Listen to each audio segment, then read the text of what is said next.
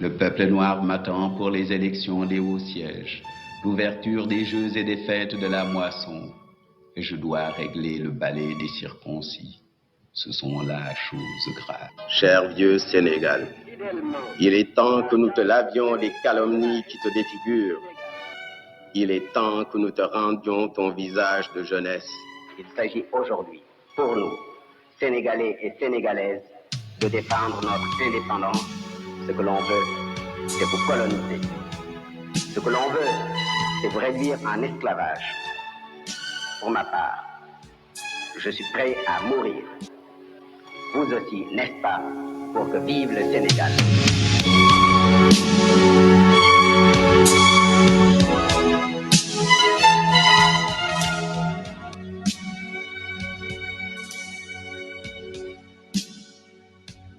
Senghor vient tout juste d'entrer au gouvernement quand Edgar Faure lui confie une mission discrète mais capitale, s'occuper du Maghreb. La priorité du président du Conseil est claire, conduire à bien les négociations sur l'autonomie de la Tunisie. Avec sa bénédiction, Senghor rencontre à plusieurs reprises Habib Bourguiba dans un hôtel parisien, à l'abri des regards.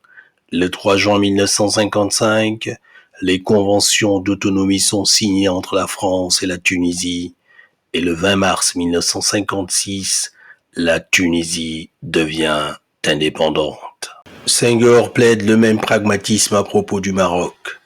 En novembre 1955, Mohamed V rentre d'exil, prélude à l'indépendance que le royaume obtient le 2 mars 1956. Dans l'ombre, Senghor peaufine un projet de fédération des territoires africains, mais le gouvernement s'effondre le 29 novembre, emporté par l'instabilité chronique. Edgar Faure, soutenu par Senghor, tente une dernière manœuvre. Il dissout l'Assemblée nationale. Dans ce climat incertain se tiennent les élections du 2 janvier 1956. C'est un triomphe pour la liste BDS conduite par Senghor et Mamadou Dia, qui obtient plus de 3 fois le score de la coalition réunissant la SFIO de Lamine Gueye et le MAC d'Hassane Seik. Au Sénégal, l'heure est au ralliement prudent. Les griefs se taisent sans s'effacer, les ambitions cheminent sous les discours d'unité. Rien ne va sans péripéties ni secousses. Le 12 août 1956, dans la chaleur d'un après-midi dakarois, le Bloc populaire sénégalais BPS naît au cinéma Rialto.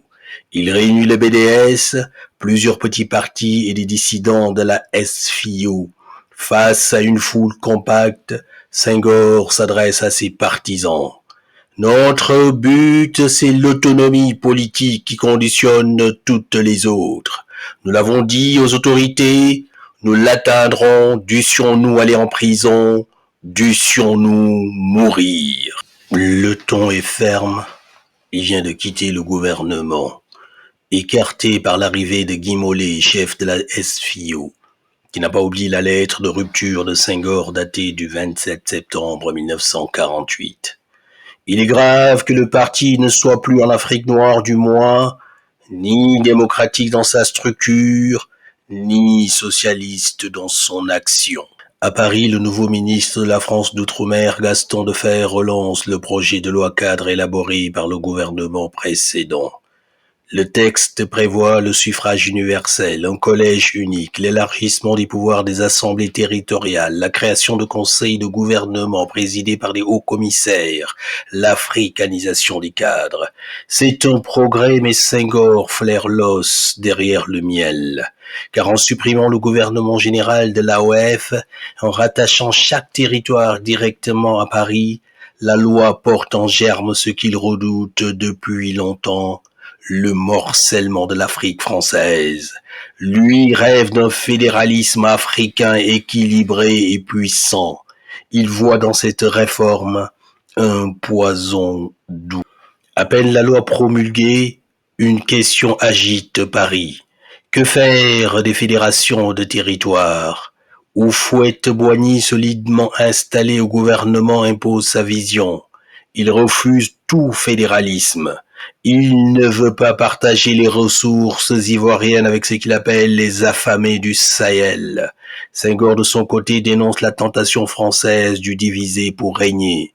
Il plaide pour une mise en commun des ressources, une solidarité active entre les territoires. Le mot qu'il lance, balkanisation, devient le symbole de son combat. Balkaniser l'AOF, dit-il, c'est diviser artificiellement ces 8 territoires pour en faire des entités qui s'ignorent entre elles, des entités sans réalité.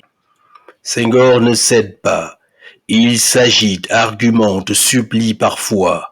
Il confiera plus tard « J'étais prêt à m'effacer au profit d'Houphouët-Boigny, à condition que le lien fédéral subsiste, que l'ensemble économique ne soit pas brisé. » Il est singulier, presque ironique aujourd'hui, lorsqu'on invoque à grands gestes l'unité africaine et le panafricanisme, le nom de Senghor glisse dans l'oubli, ou pire dans le soupçon, comme si l'homme qui s'y est le plus obstinément usé n'avait laissé dans la mémoire que le silence des causes perdues.